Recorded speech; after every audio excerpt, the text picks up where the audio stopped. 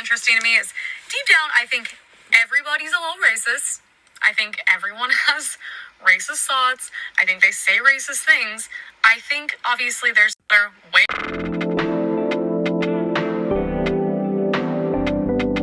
more racist than others, but in general, it's kind of a normal thing. I mean, I've worked in kitchens with Mexican guys. I've been in nail salons with Asian ladies where I've heard them say crazy things. I've seen, obviously, a lot of hatred and very racist things and hate crimes towards white people. And I've seen racism against black people, of course. But the interesting thing is, the only people I see being called racist and canceled and burned at the stake constantly is white people. I can't think of one scenario where I've seen someone of any other race be scrutinized and held to this standard. And I'm like, but it's not just white people that are racist, but why do we take all the blame? Why is she proving the theory of being blonde is equaling dumb? Like, I don't know, like I listened to her and my brain started to fall asleep. I don't know how she does it, but she equally did it so well. How do you put my brain to sleep and I didn't even hear half of the things that you said? And now how am I going to even have a conversation with you?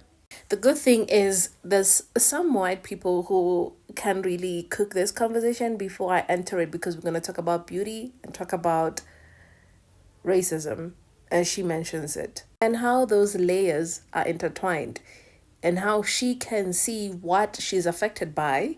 Meanwhile, she cannot see that which is not affected by.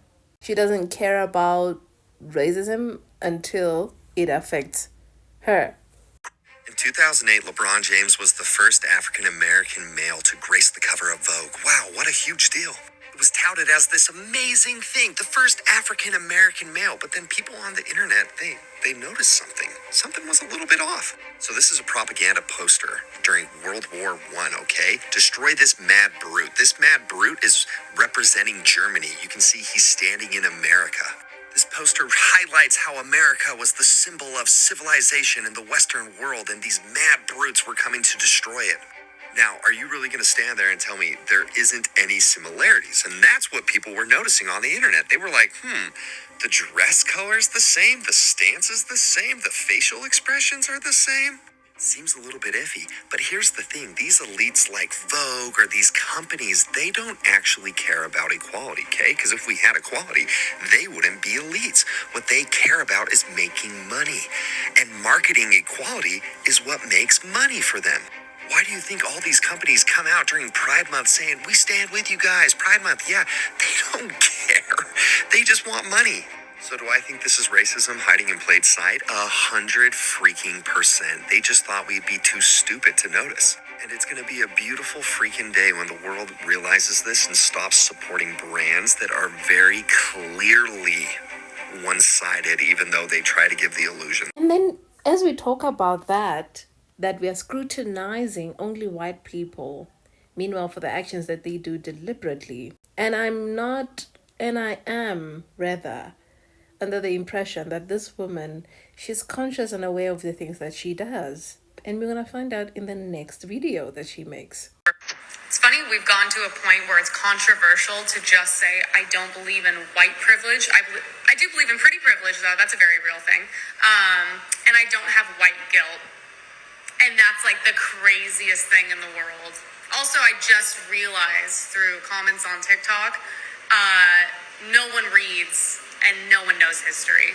I will never stop talking about how beauty standards are all about making women weak. They're about wearing stuff that makes it uncomfortable for you to move around. High heels, corsets, skinny clothes. They're about not taking too much space, being thin, being smaller than your partner. It's about looking young, naive, manipulable. It's about going through pain without complaining, starving yourself, hurting your feet, pulling your hair, burning your skin. And it's about not having so much needs, being always grateful and happy. This is why, for me, the ideal of beauty is really an ideal of weakness. Let's quickly remind ourselves that our current beauty standards were set up around 50 years ago by a bunch of men that decided that teenage girls and underage girls were what every woman should aspire to look like. And this had a huge impact on what beautiful still to this day. So I'm just saying, the next time you don't feel pretty, maybe you're just trying to comply to an ideal of beauty that wants you to be weak and powerless, and that was modeled after a 15-year-old, and maybe you're actually very strong and powerful. And that's a very attractive thing for a lot of people, even if it's not the people that have the loudest voices right now. The main conversation that she mentioned that was educated and done by her own people. And I feel like she does this intentionally. Put a notice to how I also put these conversations. They're very important. This pissed me the fuck off because it's just giving pick me energy. Like, shut up.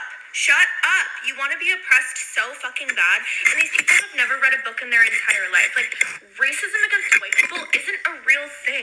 It's literally not real. Reverse racism, like, get with the program. Maybe if you guys studied critical race theory, you would understand that. But you literally do not have the intelligence or the desire and curiosity to have the intelligence that's not a real thing. Like, there is a reason why white people are held to a different standard, because they have been the ones that have been committing atrocities since the beginning of time. Like, you are not the victim here. I mean, why would you have guilt, white guilt, when it has benefited you all these years? It has benefited your existence. The reason you even talk the way that you talk. The only reason you believe that pretty privilege is real, it is because it has affected you to the point that you have been dyeing your hair blonde, to the point that you wear contacts, to the point that you have to consistently do what it takes to fit in to the bracket of being the white woman, the blonde, the skinny, but blue-eyed. Isn't it interesting? Isn't it very interesting how it's the thing that affects you that you start believing in?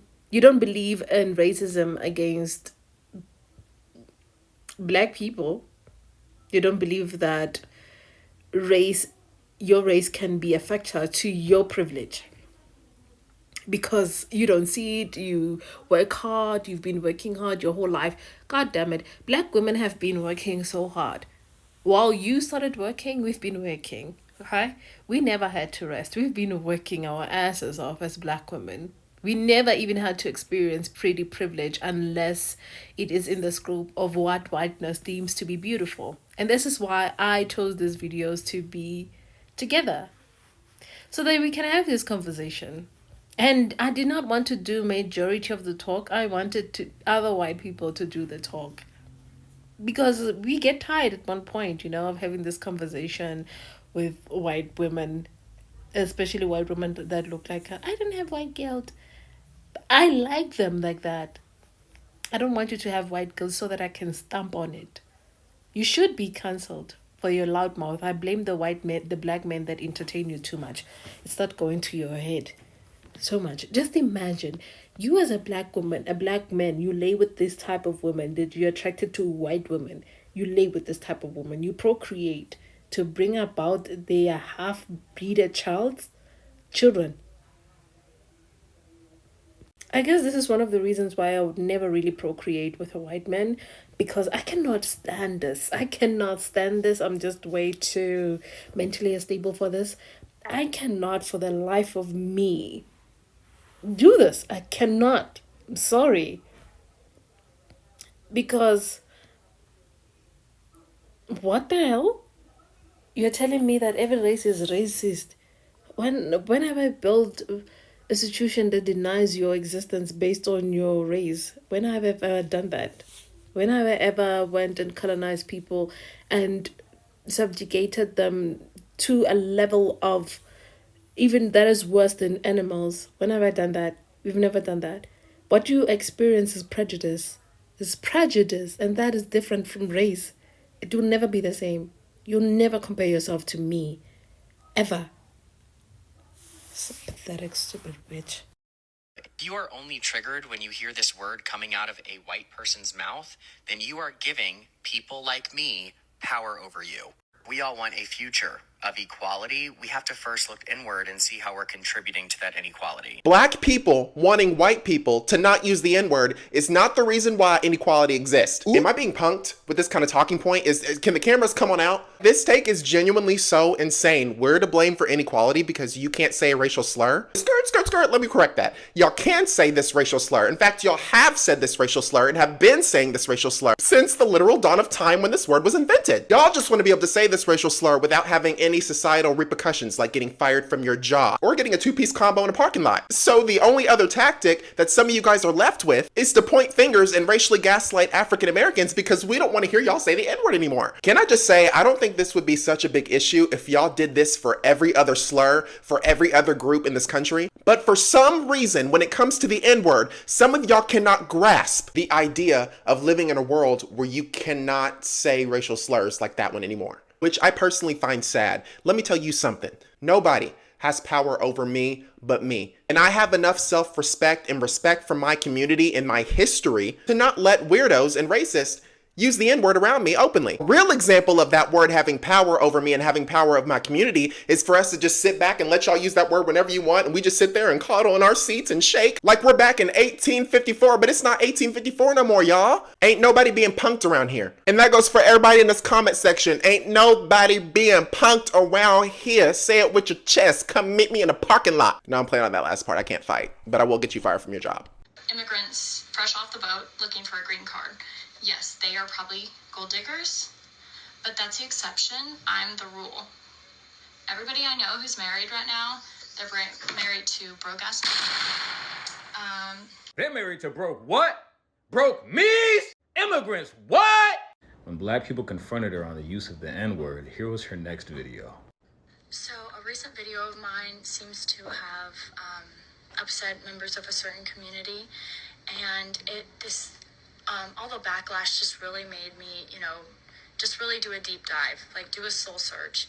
And after all that, I still couldn't find a care. Now, after that video, people found out her name, reported her to her job, and she was fired. Not only was she fired, her boss was an immigrant and black. On top of that, she was a new hire whose remarks do not align with the values and beliefs of our company. They are no longer with us. Now, what's crazy is she is the hero right now of racist people. They are praising her. She went on the news. Let's be real, there's not a lot of racism in this country. I was raised in a super conservative household, the stuff that we all think, but a lot of us are too scared to say out loud. So I'm a perfect racist for them, you know what I mean? Everybody wrap it up, go home. Racism does not exist. If something happens to you because of the way you look, it's your own fault. Stop being a victim, get over it. At the end of the day, it's what we're all thinking. Racism doesn't happen to me, so it can't happen to you. Oh, and before I go, here's another victim of her so strongly displaying her character. So all those nerds in high school, like the weird theater kids and the anime people and you know who I'm talking about, the people we didn't hang out with. So they've grown up now, and they're the ones making the laws. They're the Mark Zuckerbergs. They're the Faucis of the world. How are you mad at someone that never bothered you? You peaked in high school. You're looking for things to hate in your free time, and they're still them. Apparently, they're in charge of you. How are you trying to bully someone and you're a fully grown adult now? You're trying to bully someone from however many years ago for you? Definitely peaked in high school. Oh, you thought that was bad? Come check out the grand finale. Here is her Twitter page where she calls black people puppets and thanks them for playing their role. She then realizes all this negativity gets her attention and comes for gay people. Sociopath then needs more fuel and comes for disabled people. And then the guilty conscience sets in and she tries to make up for it by saying she stepped away. She wasn't fired, she was doing the boss a favor. Not only that, she's defending her. What do y'all think?